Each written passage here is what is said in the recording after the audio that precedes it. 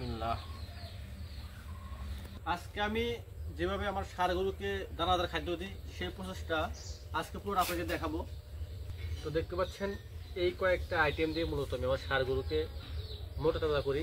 আর এটা মূলত দানাদার খাদ্য। আমি প্রথমে আপনাকে দেখাবো যে এটা হচ্ছে ভুট্টার গুঁড়া।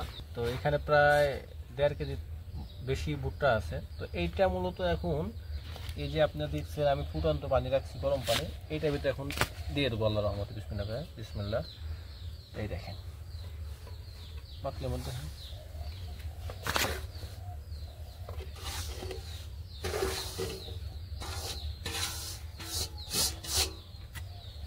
তো এই পাত্রের যে পানিটা আছে এটা হচ্ছে ফুটন্ত পানি। এখন এটাকে আমি এরকমভাবে নাড়াচাড়া করবো। মূলত উদ্দেশ্য হচ্ছে ভুট্টা গুঁড়াটাকে সিদ্ধ করে নেওয়া। আপনারা যারা এই কাজটা করছেন তারা হয়তো জানেন, আর যারা জানেন না তাদেরকে বলি, আপনারা যদি সরাসরি যদি ভুট্টা গুঁড়া যদি পানির ভিতর দিয়ে চুলায় যদি সিদ্ধ করেন তাহলে কিন্তু এই ভুট্টা কিন্তু নিচে কিন্তু পুড়ে ধরে, ঠিক আছে। এইভাবে যদি আপনারা সিদ্ধ করে নেন তাহলে কিন্তু পুরার কোনো সম্ভাবনা নাই, একদম 100% হবে। তো দেখতেই পাচ্ছেন একদম 30 সেকেন্ডের মধ্যে কিন্তু এই আমার ভুট্টাটা কিন্তু সিদ্ধ করা হয়ে গেল। এটা একটু ভালোভাবে নাড়াচাড়া করবো, তাই শেষ। দেখেন অটোমেটিকলি এই দেখেন একদম 100। এটা হচ্ছে মূলত ধানের কুড়া। এটা কিন্তু কোনো গুণ নাই, এটা খাওয়াইলে যে না খাওয়াইলে তা অনেক সময় একটু গরু একটু শক্তি পারে মেবি। এটা মূলত খাওয়াই আমরা যে এত দানাদার খাদ্য দিতেছি, এইগুলা খাওয়ার পর যাতে গরু যাতে পায়খানাটা ঠিক থাকে। আপনার গরুর পায়খানা ঠিক মানে আপনার গরু সুস্থ।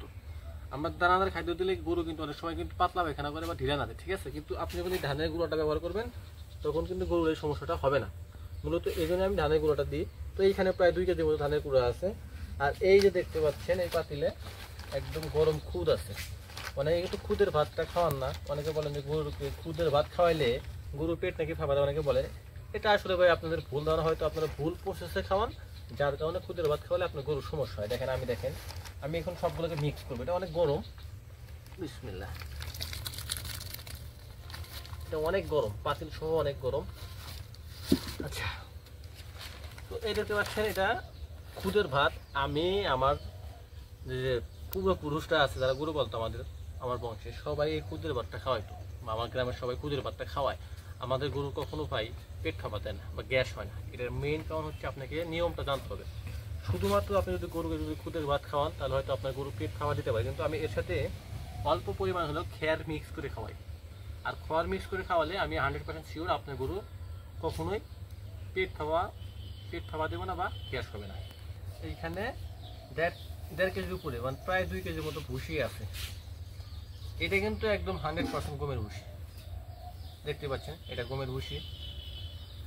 আর সবচাইতে যে আর এইটা হচ্ছে ফিড।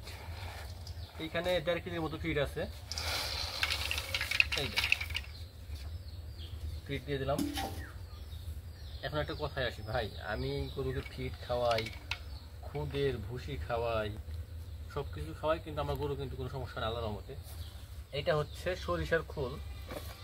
যারা ঘানির তেল দেখছেন তারা হয়তো এটা চিনবেন। এটা হচ্ছে সরিষার খোল। একটু এরকম শুকনো খোল আপনারা খাওয়াবেন না। আর এই বয়মের ভিতরে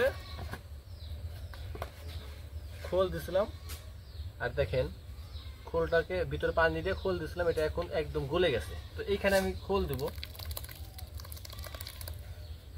তো এই পরিমাণ খোল আমি দিলাম।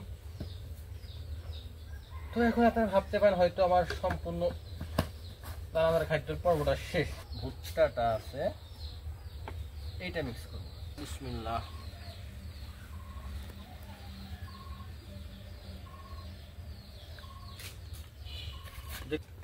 আর এই হচ্ছে একদম অথেন্টিক পানি।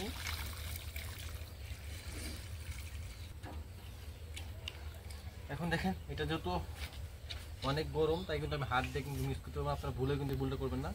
আপনার চামচ থাকলে বা নাক মিক্স করার জন্য সুন্দরভাবে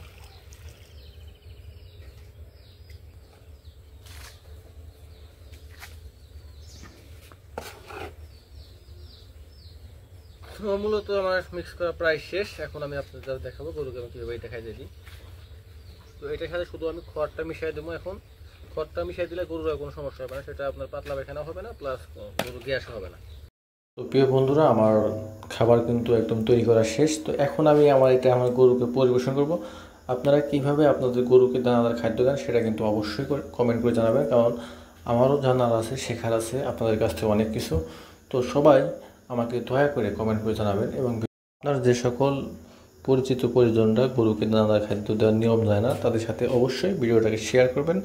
আশা করি তারাও উপকৃত হবে, এবং সেই সাথে সবাই আমার জন্য দোয়া করবেন। আসসালামু আলাইকুম রহমতুল্লাহ।